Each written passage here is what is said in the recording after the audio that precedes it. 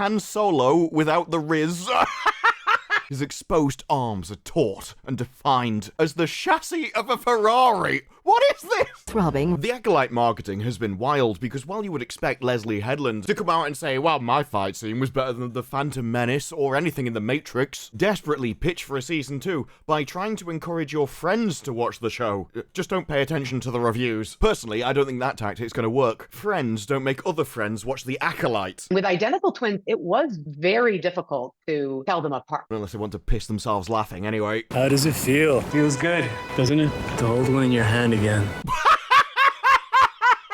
But it's not so strange what Leslye Headland says as the other media, as we are going all in with titles like in the wake of that explosive finale, The Acolyte should be the future of Star Wars, and Star Wars needs to commit to the season 2 immediately. The Star Wars franchise has a major trust problem with the fans, and the only way to solve it is with an Acolyte season 2. It turns out even when the fans don't like something, the solution is still pay all the people in Hollywood more money. Nobody knows why, just do it apparently. That'll fix everything.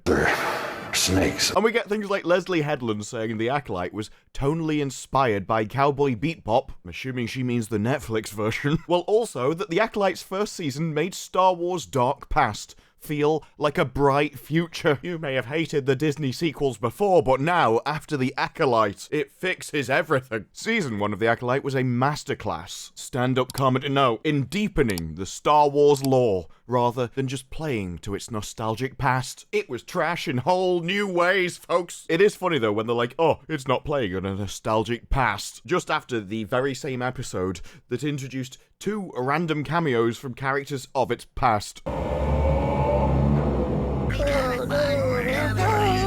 The Acolyte stands up on its own. Here's Yoda. Our view lowers to reveal the back of a head with pointy green ears and thin tuft of white hair. Why didn't Yoda face the Sith in The Acolyte? I mean, he was there. All those Jedi wiped out on that planet right at the start. Didn't want to investigate that? No. Okay. Was it just because he didn't want to be a cop, like the rest of the Jedi? Through all its hidden mystery, well, it just didn't have that much to say about the Jedi, did it really? It's more just Leslye Headland's personal problems. I usually get a little warning before that happens. And that's why all these articles put, we need a season 2, we need a season 2. The only way you can save the world is a season 2. It's so weird at a time when, well, we normally know how this goes. The Rings of Power was so astounding. It makes House of the Dragon look amateur. Deluded reviews at the start of a series are entirely normal. But when it's out, you get the truth. Now it's over, let's go out and say it. Rings of Power was a stinker, and I expected The Acolyte to follow that tried and tested path, especially after that finale. Instead, I get how The Acolyte has fixed Star Wars, and that the finale pulled off one of the best character turns in Star Wars, or anywhere else. It provides a satisfying character arc for Osha, with the promise of more. I've not seen her have that reaction since she saw Kamir's lightsaber climb out of the water. Throbbing. Did we watch the same pissing show? I'm good, die! It was so random. Now, throughout the series, the Acolyte actors were just changing motivations on an instant, so it's not like it was out of character for the show to do it. But the more you think about Osha's story and the character turn, the worse it gets. Rather than being the best character in Star Wars, just think about it from her perspective. She saw a vision of what she thought was her identical twin killing her master, and decided to stop it. But the future isn't fixed. I can still stop her. Due to this, she hops on a spaceship and flies to their location to stop her identical twin killing Soul. And for some reason, the clothes that she decides to pick for this journey are the same one she sees in the future killing Soul. You should be trained. Would you ever consider? No. Stop talking. And at no point in her tiny little mind did she stop to think and go, hang on, maybe that's me. I am wearing those exact clothes. Maybe I should put a different top on. I mean, seriously, one of the best character turns in Star Wars, or complete retard. I'll leave that to you to decide. And in fact, their entire argument about why it's the best turn is basically, she was always evil. I mean, she's a product of the dark side of the Force, so it does make sense if the show had pitched it that way. Instead, what we get is them basically going, well, it was amazing because Osha makes the active decision to join the dark side, rather than getting sort of manipulated into it. They even try to go for the thing that's like, well, she's actually motivated by love. And even though love is a positive emotion, the Jedi classify it right side along the other attachments as weaknesses, when really, it's a massive strength. Osha is just motivated by romance and love, and that means she's good. Pressed against him, she meets his sympathetic gaze, still throbbing right in front of his throat. I mean, she did force choke her master and then join the Sith. But no, it's love, folks. This is just a romance story for the ages. The Acolyte season finale was originally even more romantic, as they were going to have Osha and Kamir kiss. But she teases season 2, if you want them to kiss, then you're going to have to beg Disney to give you another $250 million so you can make a season 2. Just so that you can see the epic romance that was basically two serial killers getting together. Restores your faith in humanity, doesn't it? They're seen holding hands in the last episode, but director Hanel and showrunner Leslye Headland worried if it would be overt enough. This is episode 8 of The Acolyte. It's only mouth breathers left watching. Do you think they'll understand what holding hands means? We needed to play around with how far we could go with that. We were like, do they kiss? Do they not kiss? Does she get bent over behind the bike sheds? Do they get Darth Sidious to join in? There's so many questions. The lightsaber just kind of became the perfect thing to show their union as she gripped his shaft. You want to take a look? Give me a couple minutes. Their growing connection is mostly Headland's vision. She's always been attracted to evil, and while it's not a true romance yet, Osha's just a pervert that follows him to the bath. There is potential. It's going to be very exciting to see how that connection continues in another season, and I think we found why so many people are desperate for a season 2. No, I'm being serious. There have been lots of reviews like the Acolyte finale. Well, it doesn't redeem the series, no, it's still ass, you see, but it ends with intriguing possibilities. The same people that making fanfiction about the rest of the series are now making fanfiction about season 2. That's what they enjoy. Imagining something that could be good. I mean, we all know it won't be, but it could be until they actually see it. So as long as we're always looking into the future, well, it's got lots of potential, folks. Wait, are you using AI to write your articles? Because we essentially have 3 paragraphs that are all just rewording of the same thing. Well, no, I think the main attraction that they're going to play on for season 2 is, well, Manny, Jacinto, it makes audiences, well, they're not tuning in, but it might just take them some time to get other people on board. Yes, I've just got to show on my chest a bit first. Showing Osha his little lightsaber was enough to get her on side. Throbbing. But the Acolyte is going to need another season just to answer these questions. Leslye Headland did say I was going to answer them all in one go. I'm throwing everything at season 1. If you want that romance though, you're going to need a season 2. The show gave us a lot to work with in the end. Osha decided to go with Kamir. The biggest question I have is about Yoda. I mean, he showed up for 3 seconds. What questions could you possibly have? The back of a head with pointy green ears. We should learn from the Jedi and the Acolyte and try to be better. What are you going to learn from them? Don't trust female Jedi? Seriously, they'll just betray you the moment a hot guy comes along. Muscles. As Manny Jacinto has been teasing potential romance in season 2, and he did that by posing for GQ. How the Acolyte's Manny Jacinto brought the sexy back to Star Wars, because they weren't going to let a woman do it, even though that's the only thing that would have appealed to their audience. As you may be able to tell, I don't think this marketing strategy will work. Then again, Kathleen Kennedy does run Star Wars. It might work with her. Maybe this is a very specific pitch, not actually aimed at the audience. I think baby oil goes a long way. The Sith Lord heartthrob, Throbbing. tells GQ, turning the internet's collective knees to jelly. I think Yang Yi Go wrote this with his tongue on the floor. Baby oil. And wet hair. He also talked about what he learned from Lindsay Lohan. That'll be a short answer, I'm guessing. Well, Manny, I learned when you want something done, just show me a minge. It won Osha over. It was good advice. I've got a bone to pick with Manny Jacinto. I realised he'd spent sizable parts lying to me. I feel so bad. I need to put out a press release where I formally apologise to all the journalists I lied to. I told them I had a latex allergy. The big, juicy fib. I mean, come on. Han Solo without the Riz. What's most striking about the stranger is how undeniably, irrepressibly sexy he is. This is GQ. It's meant to be a magazine for blokes. As he begins to untie a belted knot from around his waist, she straightens up for a better look. For the better part of 5 decades, Star Wars has been largely starved for sensuality. Leia. No.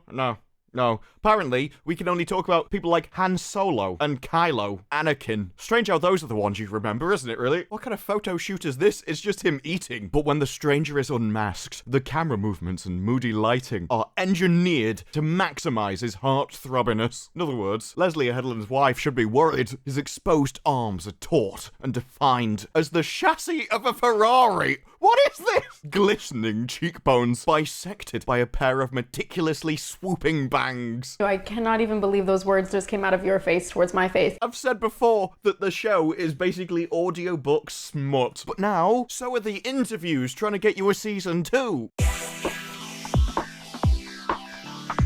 I don't even know what I'm watching. The one sales pitch for this entire series is, well, imagine what we could get him to do in season 2. He might even show off his little lightsaber. The show doubled down. His abs bathed buck naked in a hot spring. Wasn't actually hot. In another interview, he complains that the water was really cold and he was shaking, which I'm sure only made Leslye Headland more interested. Oh, he's got a vibrate function. Well, flirting with Osha feels good, doesn't it? To hold one in your hands again. Feels good to hold one in your hand again.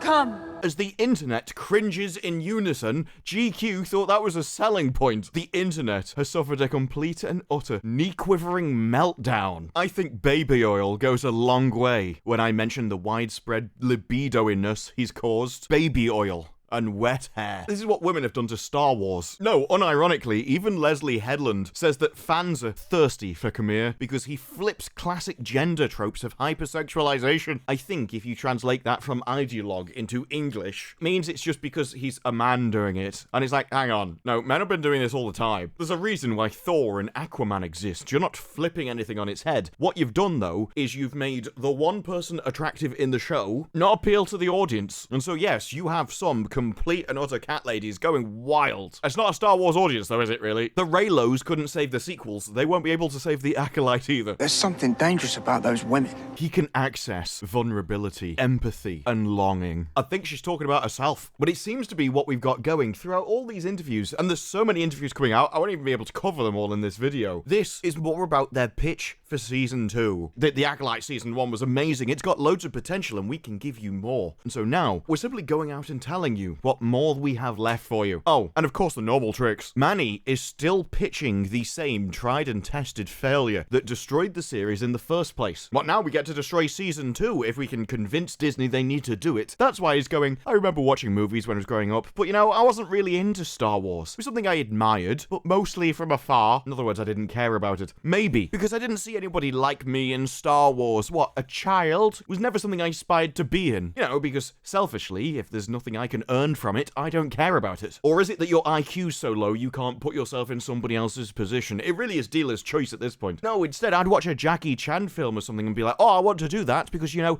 Jackie Chan looks like me. We need to stand on the right side of history. Low IQ it is then. Getting to be a part of the Acolyte's notably diverse cast means the world, Jacinto. I get to be part of something that I never cared about, and that means the world. Now I've got to destroy an IP that I never had any interest in. I'm so proud. You can't put these paragraphs back to back and think anyone believes them. I know there are plenty of Star Wars fans that look like you and me already. Yes, because they're more intelligent than you and so can empathize with other humans. But it's exciting in this new iteration. Even more people of color will be able to relate and celebrate themselves. Loads of people. All the people who are so thick they have to physically see themselves on the screen. They just see somebody's skin and go, that's me. Couldn't see myself before, but now that's me. Are you mentally retarded? Well, we've made a Star Wars show for you. Is terrified that one day he'll be discovered as the aging, talentless hack that he really is. This is so model minority of me. What? Generally, I can translate that kind of... I have no idea what that means. Like, genuinely. But it feels like studying for an exam and doing... Wait. So are you saying that this is bad because you were actively trying to do well in the series? So you put the work in to try and do as well as you could within the IP, and you're like, oh, I know it's model minor.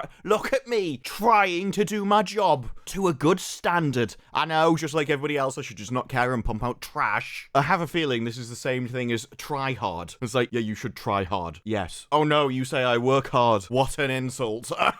I mean, what's the point? Maybe they'll cut me out of the whole series. No, they definitely needed to show your abs. It's the only thing they were interested in, mate. You know, when he was in Top Gun, he went to the Navy and the Air Force, and he was able to represent them, and they could have their face kind of represented in the military. They'll never know what you sacrificed for them. Filipinos can kill people too. It's like, what on earth is happening? He's literally going, well, you know, the best thing about being me in Star Wars is that people can know Filipinos can join the dark side as well. Yeah, if you're a Filipino, you can be evil, did you know? Lunatic. After the first couple of episodes dropped, he said it is tiring, but Disney really believes in us. Do they now? Now they've seen the viewing figures. The initial reviews were strong, but then came the review bombing. It's a cycle, Jacinto said. With everything that's come out since the original trilogy, there's always a passionate group that doesn't like change. Why are you changing it? Why is change good? Why is having using Star Wars good in the first place? The problem that you have is when you make changes to an IP, you have to justify their existence. And going, look, he looks like me. Isn't. It's not though, is it? To be honest, you did better with he's got abs. They want the same feeling that they have as kids, except now they've grown up and their taste has matured. It's always been trash. Is literally the excuse we're going with. You just had lower standards when you were a child. Don't you know? You're more critical now. Well, you're too precious about things that you've experienced when you were younger. Have you considered lowering your standards? I mean, Disney own it now and they're ass. What do you expect them to do? You can't demand quality of somebody who's incompetent. They've got Leslye Headland doing it. What did you expect? It's a really strange way to try and defend your series, I'll be honest. It was always trash, you should just get used to it. You are poor, so you will like this. Hey, at least we're giving it a go. I mean, Hayden, it took him 30 years before people liked it, apparently, and looking it through that lens is really helpful. It sucks that sometimes you have to wait 10, 20, 30 years to get your flowers, but a lot of other people are enjoying it right now. He thinks people are going to like The Acolyte in 30 years. He thinks people are going to remember The Acolyte in a year. The only way anyone will still be talking about it is in reference to trash of the past, and maybe it'll get a season 2. Hopefully. Like Willow, come on Disney, I'm waiting. And I think that Leslye Headland has found her pitch through all the interviews, through all the reasons, through all the articles of, well, this was strangely entertaining. I think I desperately need a season 2 after that. And she's like, did you see that ending? The way she gripped his shaft. I think they did find their star in The Acolyte, and it wasn't Sol, and it most definitely wasn't Amandla Stenberg. But they did find one thing that people that watched the show actually agreed on. He was the best thing about it, even if they do disagree why. The Acolyte is an incredibly funny show when you watch it through that. As I've said before, it definitely was up there with Willow and She-Hulk for the comedy value, and Manny was significantly responsible for that. As he begins to untie a belted knot from around his waist, she straightens up for a better look. Those audiobook scenes all had him in it. Throbbing. And so for me, if this is gonna be their pitch, their one and only thing that they can show to the heads of Disney and go, look, Kathleen, look at this. See, you're gonna have to replace your chair, aren't you? He can get you a season 2. They've definitely found their sales pitch. Definitely found the targets that can get the media on side because they want to see him get his kit off again. Along with something that might hit Disney. That, well, Kathleen, I mean, look at it. But also, he does tick a lot of boxes, doesn't he? What we'll do, we'll get him to go round and we'll get him to tick all those same boxes. You know, the ones we've been talking about before. Oh, people can see themselves in me. And we'll combine it into one massive Hail Mary for season 2. Due largely to his raw magnetism. You know, the Sith. He's actually just representing not feeling accepted in society. He wants to express himself in the world, yet society is constantly telling him that he can't. He just wants to murder people. Why is society telling him he can't do that? This is literally the Sith going, I just want to grill human flesh. I don't know why you're complaining. How would you like your own leg served to you? Leslye has expressed that she's always felt that way within the industry, that people don't take her seriously. I don't know. Is she a Sith trying to murder people like Manny Jacinto? It's actually I don't know. I mean, it could be. And that's a huge aspect of the stranger. He's just like me for reals, for reals. I'm a murderous psychopath as well, just trying to fit into the world that won't accept me. This show does go to dark places, but it's because it's made by weird freaks. Probably do an entire video just on the morality of what they're trying to show as well. I did make a tweet, which was basically, for any story to be satisfying, the villains have to get what they deserve. Even if the heroes die, the villain must be punished. Whereas in this, all of the villains, they get away scot-free. Unless the Jedi were the villains. If Leslye saw Sol as evil, then Osha force-choking him was the good thing. That's why at the end, there was so much time about, oh, we're just bonding together as sisters. We're crying cathartically because we've won against evil. I will give this show something. It is very very honest. The Acolyte Season 2 is still on the horizon. Jacinto says there's plenty of story that he and the cast and crew would love to dive in on. I think it's you. I think you're what the cast and crew would dive on. It's the fan art I've seen. See? There's a good amount that implies something between Osha and the stranger, because he's hanging out the back of her. Those are the only fans of the show. The fan art, it's Raylos. This is a show for Raylos. That's something I think people have been yearning for in this genre. Okay, in which case, have you considered making one for blokes? You know, the audience. Take a card out of Bond, have Star Wars girls. Flip the scene around and she just starts walking out. I'm protesting. I love that people are honing in and encouraging it. So I look forward to more of that. It is weird to want to see drawings of yourself bending over Osha, isn't it? Like, it really is. If people want it, we can explore that in a subsequent season. This is the most open, barefaced Season 2 pitch I've seen. Hey, if you give us a Season 2, Manny will get his kit off again. I have a feeling that's the kind of message that would actually work in Hollywood. And it's what they're going all out with. Leslye came to my tent and she was pacing. She was like, Manny, I want you. I was like, wait, what do you mean? She said, I just want you to be you. You don't need to do the smirk or the twitches or any of the other actually stuff. I just want you to be you in the moment. They're all so creepy. And I tell you what, will The Acolyte get a Season 2 after this pitch? After all of the delusional interviews? It's amazing. In the second season, we might get to see his knob. Like, it's so wild. A pitch for a season. I haven't seen anything like it. I mean, maybe this is normal in a press tour for something like Euphoria, you know, where it's meant to be the core of the series. But for a Star Wars show, which is literally men beating up other men with laser swords for an audience of men, I have never expected to see this taken as the tack. And it is a case where I think we're essentially just weaponizing Raylos, and for once, none of these interviews seem to really be aimed at the audience. I think it's more about creating an image that actually all these fans really love it, and they love it because of Manny. Look at Manny, you like Manny, don't you? And so while it might get a Season 2, I don't think it would be a good, profitable business decision. But that's never stopped them before. And quite frankly, I don't even think the executives are capable of making one. And so bizarrely, I find myself agreeing that this probably is their best pitch to get a second season in the first place. As knowing what Disney executives are like, they'll be right up their street. But those are just my thoughts. What are yours? Let me know down in the comments below. Like the video if you liked the video. Subscribe. More videos like this in the future, and I will see you in the next one. Bye-bye.